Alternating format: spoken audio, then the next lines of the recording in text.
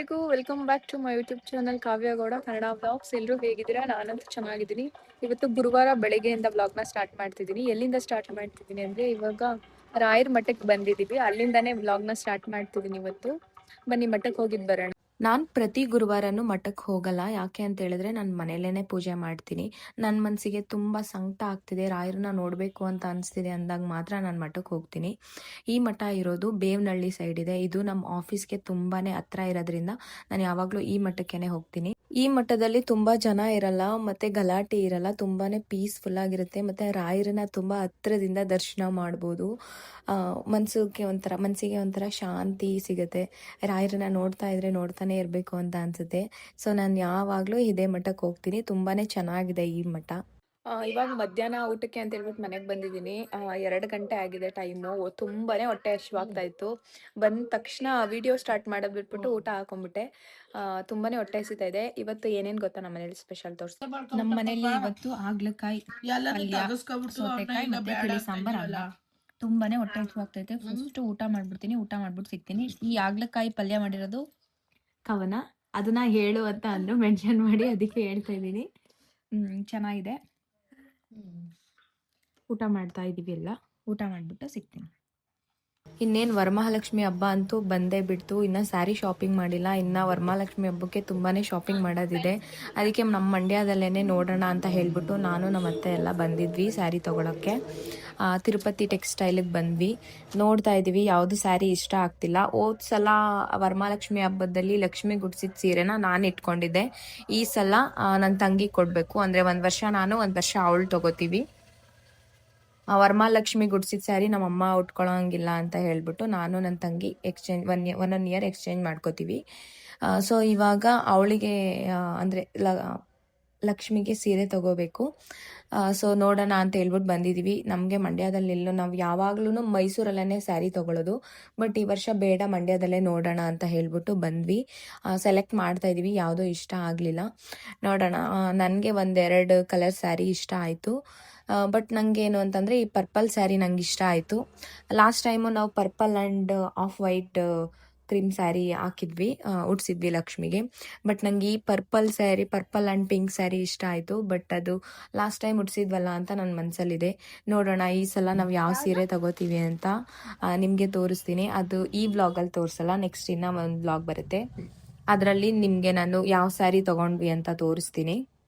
ಈ green colour sari ಸುಮ್ಮನೆ ನೋಡ್ಬೇಕಿದ್ರೆ ನಂಗೆ ಈ ಗ್ರೀನ್ ಕಲರ್ ಸ್ಯಾರಿ ತುಂಬಾನೇ ಇಷ್ಟ ಆಯಿತು. ಬಿಸಿ ಬಿಸಿ ಗೋಬಿ ತಂದಿದ್ದೀವಿ, ಡ್ರೈ ಗೋಬಿ. ಮಳೆಗೆ ತಿನ್ಬೇಕು ಅಂತ ಅನಿಸ್ತಾಯಿತ್ತು. ಸಕ್ಕತ್ತಾಗಿದೆ.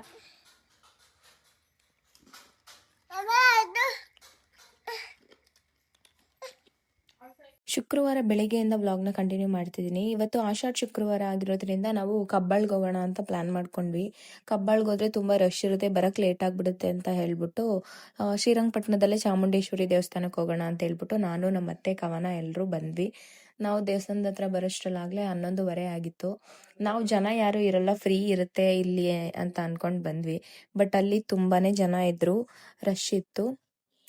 ಈ ದೇವಸ್ಥಾನದಲ್ಲಿ ಯಾವ ಥರ ಅಂತ ಅಂದರೆ ಪ್ರತಿ ಆಷಾಢ ಶುಕ್ರವಾರ ಒಂಥರ ಡಿಫ್ರೆಂಟಾಗಿ ಅಲಂಕಾರ ಮಾಡ್ತಾರೆ. ತುಂಬಾ ಚೆನ್ನಾಗಿರುತ್ತೆ ದೇವ್ರನ್ನ ನೋಡೋಕ್ಕೆ.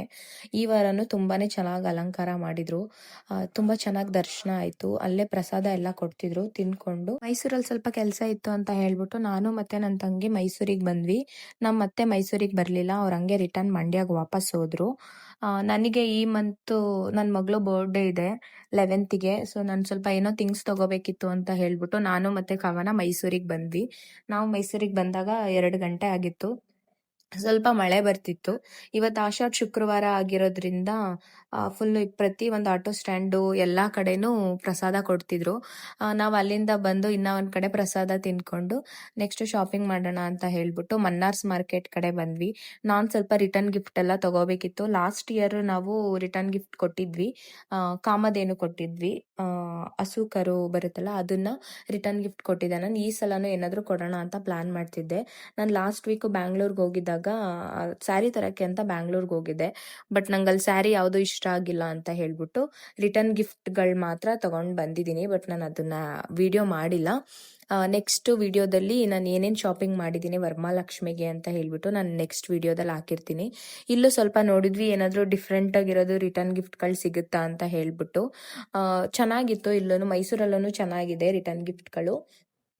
ಬ್ಯಾಂಗಲ್ ಬಾಕ್ಸ್ಗಳೆಲ್ಲ ನೋಡಿದ್ವಿ. ಅರೌಂಡ್ 140, 45, 60, 50 ಆ ಥರ ಎಲ್ಲ ಇತ್ತು. ಚೆನ್ನಾಗಿತ್ತು. ಸೊ ಅದೆಲ್ಲ ನೋಡ್ಕೊಂಡು ಸ್ವಲ್ಪ ನನ್ನ ಮಗಳು ಬರ್ತ್ಡೇಗೆ ನನಗೆ ಡೆಕೋರೇಷನ್ ಐಟಮ್ಸ್ ಬೇಕಿತ್ತು, ಅದನ್ನೆಲ್ಲ ತಗೊಂಡು, ಮತ್ತೆ ಸ್ಟೇಷನರಿ ಐಟಮ್ಸ್ ಬೇಕಿತ್ತು. ನನ್ನ ಮಗಳು ಬರ್ತ್ಡೇಗೆ ಮಕ್ಳಿಗೆಲ್ಲ ಏನಾದರೂ ಯೂಸ್ ಆಗೋ ಥಿಂಗ್ಸ್ ಕೊಡಬೇಕು ಅಂತ ಅನ್ಕೊಂಡಿದ್ದೆ. ಅದಕ್ಕೋಸ್ಕರ ಸ್ಟೇಷನರಿ ಐಟಮ್ಸ್ ಕೊಡೋಣ ಅಂತ ಹೇಳ್ಬಿಟ್ಟು ಮೈಸೂರಿಗೆ ಹೋಗಿದ್ದೆ. ಅದು ಮೈನ್ ನಾವು ಅದನ್ನ ತಗೊಳಕ್ಕೇನೆ ಮೈಸೂರಿಗೆ ಬಂದಿದ್ದು.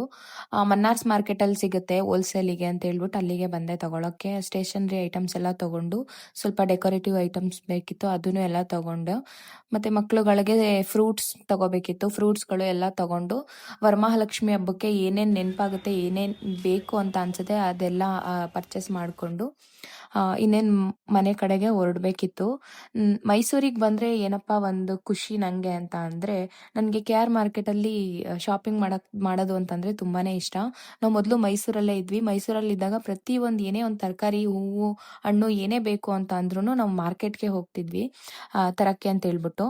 ಇವಾಗಲೂ ಮಂಡ್ಯಕ್ಕೆ ಬಂದಾಗಲೂ ಅಷ್ಟೇನೆ, ನಾವು ಏನೇ ಒಂದು ಈ ಥರ ಹಬ್ಬಗಳಿಗೆ ಶಾಪಿಂಗ್ ಮಾಡಬೇಕು ಅಂತಂದರೆ ಆಲ್ಮೋಸ್ಟ್ ನಾವು ಮೈಸೂರಿಗೇನೆ ಹೋಗ್ತೀವಿ. ಇವಾಗ ಶಾಪಿಂಗ್ ಎಲ್ಲ ಮುಗೀತು. ಲಾಸ್ಟ್ ಬಾದಾಮ್ ಹಾಲ್ ಕುಡ್ಕೊಂಡು ಇವಾಗ ಮಂಡ್ಯ ಕಡೆ ಹೊರಡ್ತಿದೀವಿ. ನಾವು ಅಲ್ಲಿಂದ ಹೊರಟಾಗ 6:30 ಆಗಿತ್ತು ಅಂತ ಅನ್ಸುತ್ತೆ. ಈ ನನ್ನ ಪುಟಾಣಿ ವ್ಲಾಗ್ ನಿಮ್ಮೆಲ್ರಿಗೂ ಇಷ್ಟ ಆಗಿದೆ ಅಂತ ಅನ್ಕೊಂಡು ಈ ವ್ಲಾಗ್ನ ಇಲ್ಲಿಗೆ ಎಂಡ್ ಮಾಡ್ತಿದ್ದೀನಿ. ಇನ್ನ ಯಾರು ನನ್ನ ಚಾನಲ್ನ ಸಬ್ಸ್ಕ್ರೈಬ್ ಮಾಡದೆ ನೋಡ್ತಿದ್ರಾ, ಪ್ಲೀಸ್ ಸಬ್ಸ್ಕ್ರೈಬ್ ಮಾಡ್ಕೊಳ್ಳಿ, ಲೈಕ್, ಶೇರ್, ಕಮೆಂಟ್ ಮಾಡಿ ಅಂತ ಹೇಳ್ತಾ ಮತ್ತೆ ಸಿಗ್ತೀನಿ ನನ್ನ ನೆಕ್ಸ್ಟ್ ವ್ಲಾಗಲ್ಲಿ. ಅಲ್ಲಿವರೆಗೂ ಟೇಕ್ ಕೇರ್, ಬೈ ಬಾಯ್.